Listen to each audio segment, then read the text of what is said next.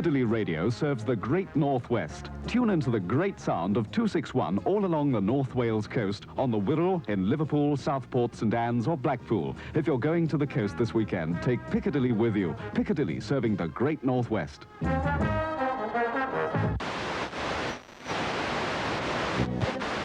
Good morning, listeners, shareholders and Walsgrave school kids. At last, it's Friday, the 23rd of May. One or two of us around here thought, why not set up a little old radio station, call it Mercia Sound, and pop it on your radio dial at 220 metres, 1359 kilohertz medium wave, 95.9 very hi-fi VH stereo, and bung it out on the airwaves, floating across Coventry, Warwickshire and tiddly bits of Leicestershire. Yes, ladies and gentlemen of a brand new, shiny listening public, we can say... Make it wild, make it well, make it all the things that you love the best. Make it special with radio, radio, radio. Well, we got a good thing going. Independent Local Radio. Each station specifically tailored to meet the varied needs of the community it serves.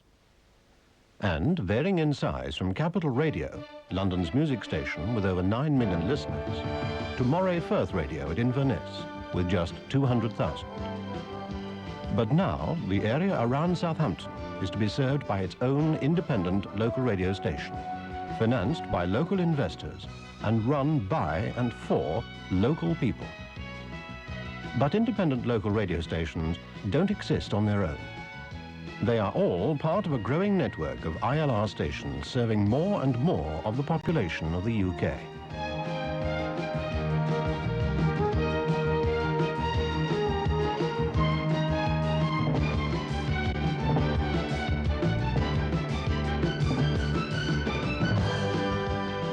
The network is supervised by the Independent Broadcasting Authority, which allocates franchises to local contractors to run the stations, and monitors their performance against guidelines laid down by Acts of Parliament. Like ITV, the running costs of ILR are met entirely by revenue from advertising. The 1981 Broadcasting Act stipulates that radio advertising will be limited to 9 minutes in any hour, and some of this will be bought by national advertisers. Every day, life a little brighter, Parcel Automatic gets it whiter, fresh, clean clothes to begin each new day. Hey, hey, hey. Every day looks a little whiter, every way colors are brighter. That's the way Parcel Automatic gets you washing clean.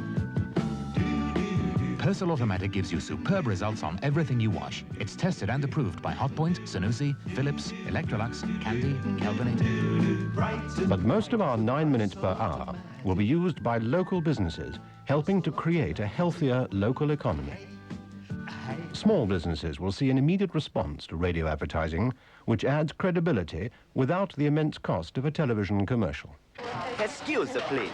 This B&Q, where I find the sand tax? Well, you take the first right past the greenhouses, under the motoring sign, second left by the Black & Deckers, or is that Spear & Jackson? No, it's Black & Decker. Past the emulsions, you can't miss them, thousands of them, and it's 28 yards on the right. Sorry, it's first right by the greenhouses, first left by the Spear & Jackson. No, second left by the Black & Decker. Oh, never mind, love, let me show you.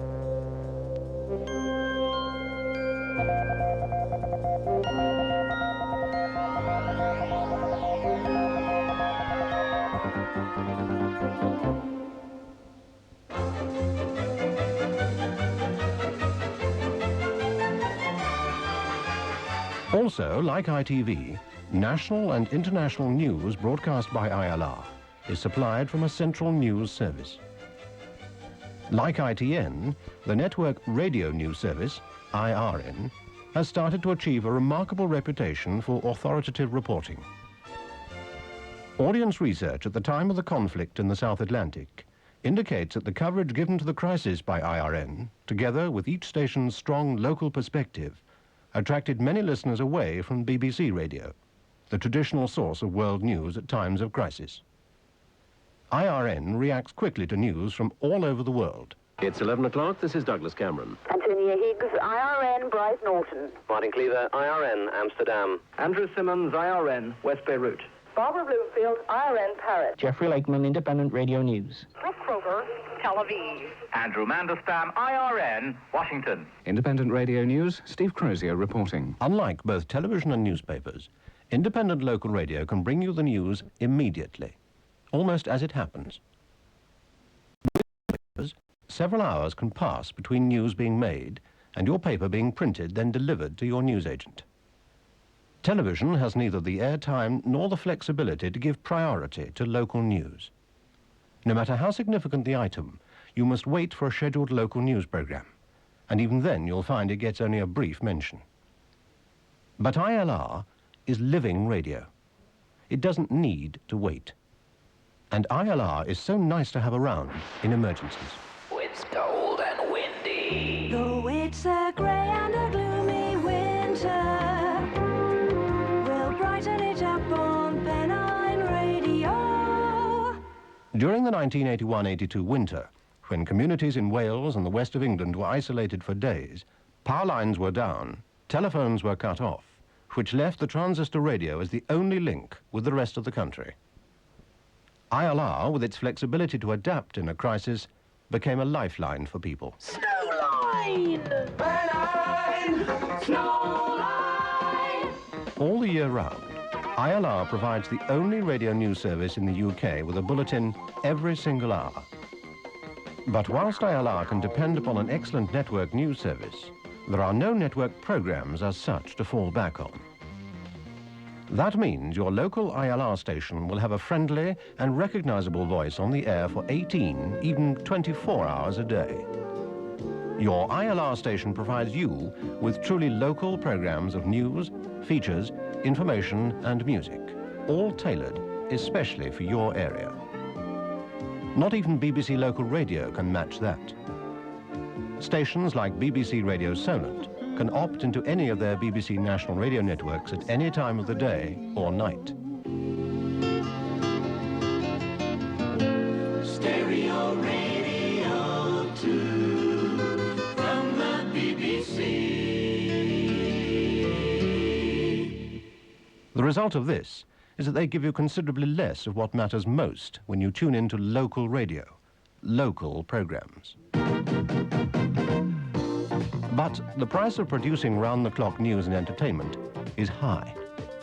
Staff costs form a large part of the burden for small ILR stations. Lord Thompson was never forgiven for calling independent television a license to print money. However successful ILR may be, it is not that. But continued success depends upon the radio service always attracting listeners, attracting advertisers, to pay for programs, to attract listeners, to attract advertisers, to pay for programs, to attract listeners, to attract advertisers, to pay for programs, to attract listeners, to attract advertisers.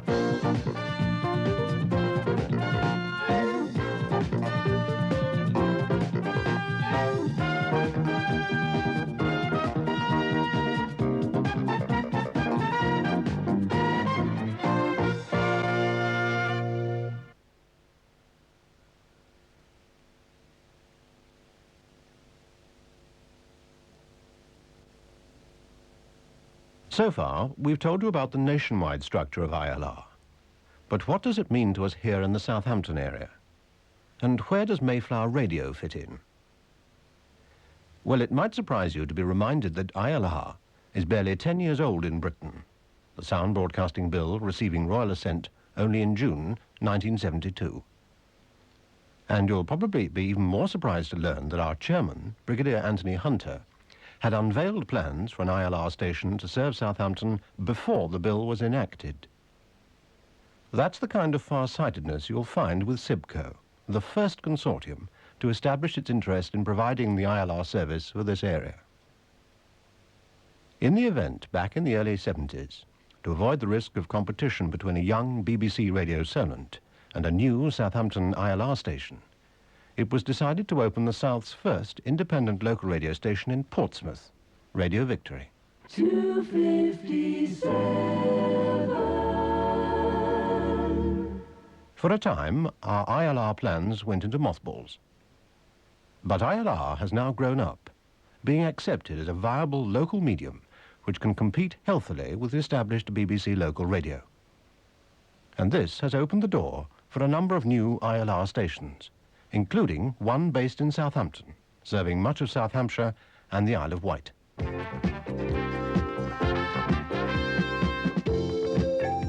Against a background of financial cuts to the BBC local radio service, running at barely £150 per hour, ILR is able to produce a potentially greater depth of programming from its financial resources.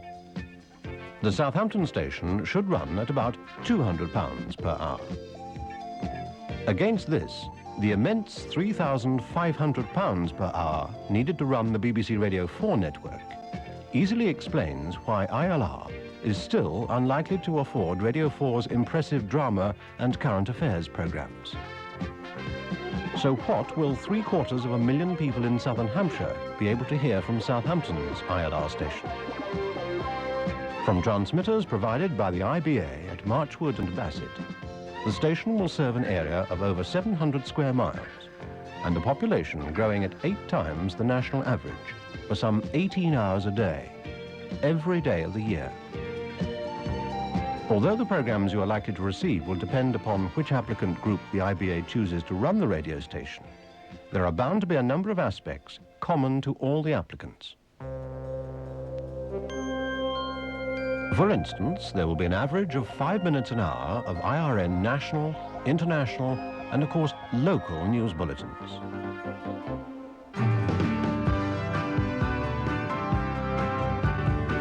There will be around 30 minutes an hour of music.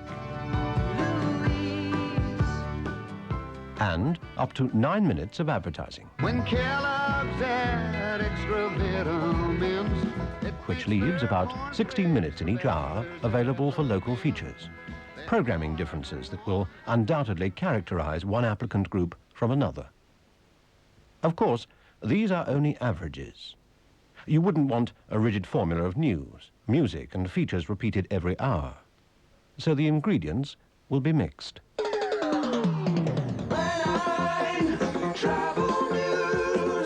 At breakfast time and on the way home from work, there could be more news, travel information and weather details. In the afternoon, there may be more music.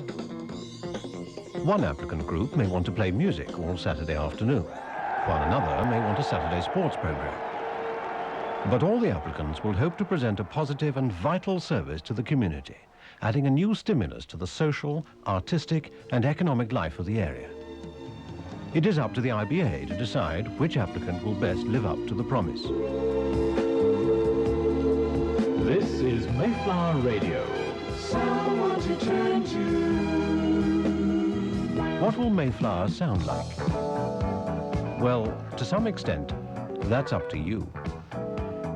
We've been consulting a large sample of people and organisations in the area who have reason to care about what Southampton's independent radio will be like. SIBCO started with a group of radio listeners who thought we could do it better. So we're not entirely without our own ideas. Our board of directors, our founders and our shareholders all reflect a knowledge of the area and its needs. But we'd like to hear what you'd like to hear on Mayflower Radio. Then we can get down to business. In preparing the most detailed plans for South Hampshire's independent local radio franchise, SIBCO will have a lot in common with the other ILR stations. Our budgets will include a studio building, perhaps converted from a disused pub or warehouse. The conversion costs are huge to meet the IBA's rigorous code of practice, as must the equipment, purpose-built to make the sort of programs you need. Radio cars and outside broadcast vehicles to bring you news and events from all over the area, and a staff of almost 40 people. In all, £750,000 from investors, all of them local companies and individuals prepared to back an imaginative and resourceful team with a fund of ideas. Our merchant bankers, Singer and Friedlander, have brought us into a position of sure financial stability. Our board of directors include Guy Ascombe, an accountant, Jack Clarfelt, a Hampshire farmer, solicitor and businessman.